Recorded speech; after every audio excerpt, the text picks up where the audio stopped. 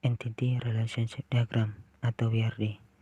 Pengertian WRD pertama, menurut Mata, Toledo, dan Chessman, Entity Relationship Diagram merupakan representasi grafis dari logika database dengan menyertakan deskripsi detail mengenai seluruh entitas, hubungan, dan batasan. Menurut Brady dan Lunem, Entity Relationship Diagram merupakan teknik yang digunakan untuk memodelkan kebutuhan data dari suatu organisasi, biasanya oleh sistem analis dalam tahap analisis persyaratan proyek pengembangan sistem. Komponen dari ERD yang pertama ada entitas yaitu suatu objek yang dapat dibedakan dari lainnya yang dapat diwujudkan dalam basis data.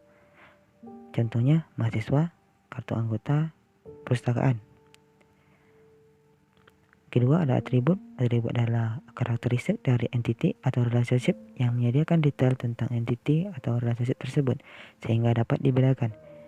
Nilai atribut biasanya jarang berubah. Yang ketiga ada relasi. Relasi atau relationship adalah hubungan yang terjadi antara satu atau lebih entity. Simbol komponen ERD.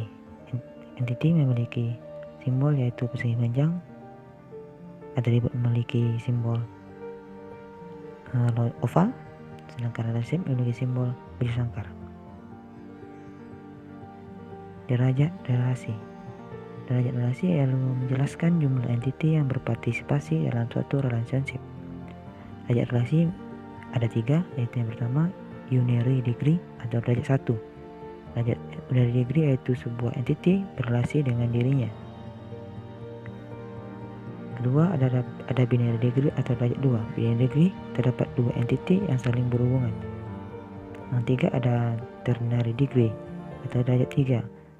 Terdapat 3 entity yang saling berhubungan pada ternary degree ini. Selanjutnya cardinality ratio. Cardinality ratio menjelaskan jumlah keterhubungan satu entity dengan entity yang lainnya. Cardinality ratio ada 3, yaitu yang pertama 1 to 1. Satu entitas pada tipe entitas A berhubungan dengan paling banyak satu entitas pada tipe entitas B dan juga sebaliknya. Contohnya seorang manajer mengelola satu departemen dan begitu sebaliknya. Yang kedua ada one to many atau many to one. Satu entitas di A dihubungkan dengan sejumlah entitas di B.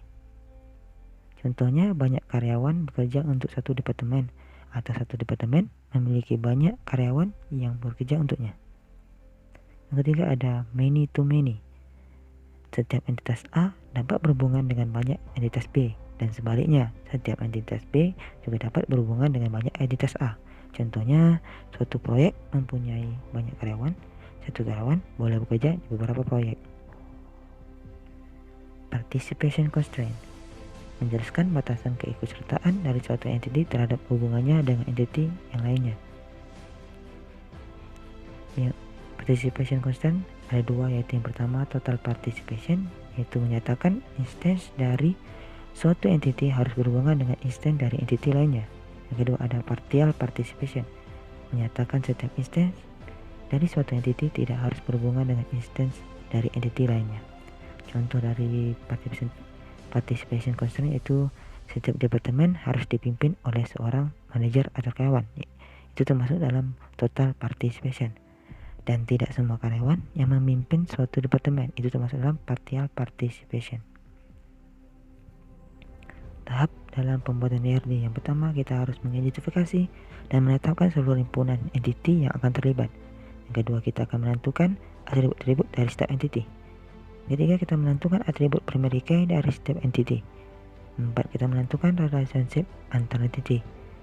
5, kita menentukan atribut-atribut dari setiap relationship jika ada. Ini termasuk optional jika ada. Yang keenam, kita menentukan cardinality ratio. Ketujuh, kita menentukan participation constraint. Kita masuk ke dalam contoh kasus. Pada saat mendaftar menjadi anggota perpustakaan fakultas, dicatatlah nama, nomor mahasiswa, dan alamat mahasiswa. Setelah itu mereka baru bisa meminjam buku di perpustakaan. Buku-buku yang dimiliki perpustakaan banyak sekali jumlahnya. Tiap buku memiliki data nomor buku, judul, pengarang, penerbit, dan penerbit. Satu buku bisa ditulis oleh beberapa pengarang. Tentukan entitas, atribut, dan relasi dari deskripsi di atas dengan menggambar IRD-nya. Entitas yang dapat kita ambil dari contoh kasus yang pertama itu mahasiswa, kemudian kartu anggota perpustakaan, kemudian buku. Untuk atributnya yaitu nama mahasiswa, alamat mahasiswa, nomor buku, judul, pengarang, penerbit, dan tahun terbit. Untuk relasi yaitu ada daftar dan pinjam. Bisa lihat di gambar. Itu beberapa entitas yang telah kita dapatkan dan juga relasinya. Untuk yang bagian pengarang, kenapa memiliki simbol 2 gitu? Karena pengarang termasuk dalam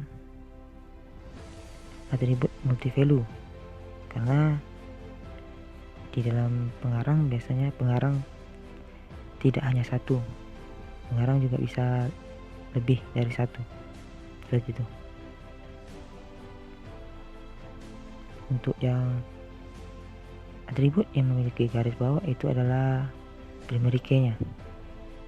Untuk yang atribut yang daripada nama mahasiswa, terdapat atribut lagi, itu namanya atribut composite.